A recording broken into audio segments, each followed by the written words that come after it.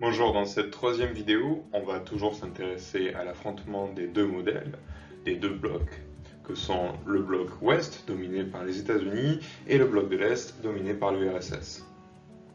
Mais cette fois, on va s'intéresser non pas à la constitution des blocs, mais à la guerre sur le terrain médiatique.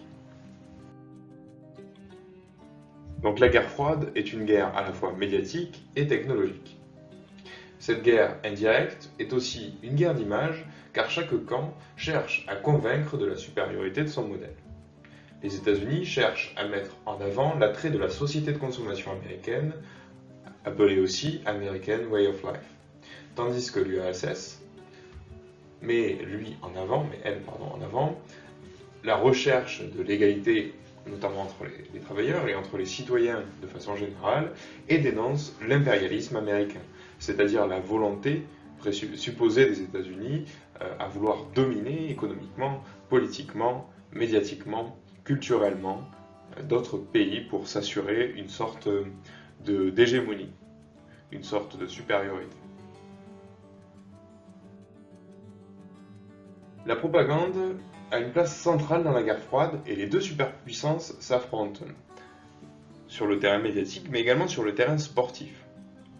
L'idée est toujours de montrer la supériorité de leur modèle et c'est pourquoi les deux nations investissent énormément d'argent et de temps et d'énergie pour remporter un maximum de médailles, notamment aux Jeux Olympiques qui sont alors une compétition qui est la plus exposée dans le monde, la plus regardée.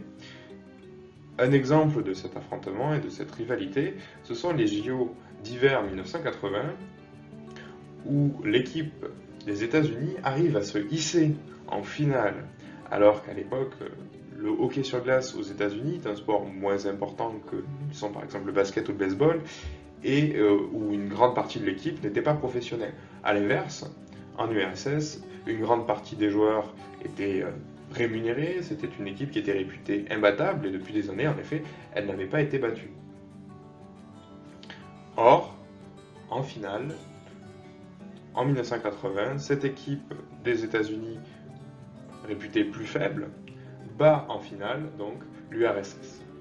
C'est dans l'histoire américaine, en tout cas dans l'histoire du sport, quelque chose de très important, où on a assisté à des scènes de joie qu'on retrouve assez peu en fait, à part dans les grands événements sportifs que sont une Coupe du Monde de football par exemple.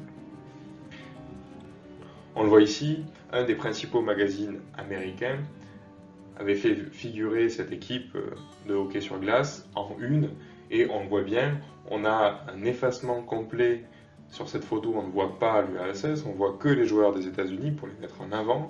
En arrière-plan, on a un drapeau américain, donc on voit bien la volonté de montrer et de faire de cet affrontement un affrontement politique également.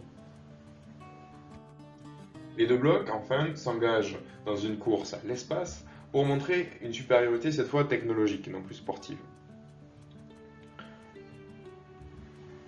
L'URSS est la première à envoyer un être humain dans l'espace et semble, au début des années 60, avoir une longueur d'avance.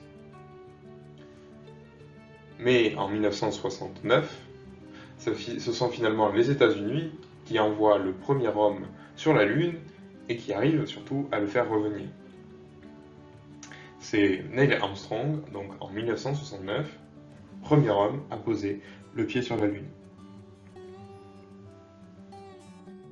En résumé, la guerre froide est donc aussi une guerre d'image, une guerre médiatique qui emploie les moyens de la propagande. Que ce soit une propagande classique par le biais d'affiches, mais également par de nouveaux moyens technologiques, en tout cas des moyens qui sont à l'époque des moyens récents ou qui se massifient, la radio, par exemple. C'est également un affrontement sportif où les nations vont investir énormément d'argent et d'énergie. Et enfin, c'est également une course à l'espace pour montrer la supériorité technologique d'une nation, mais également d'un modèle.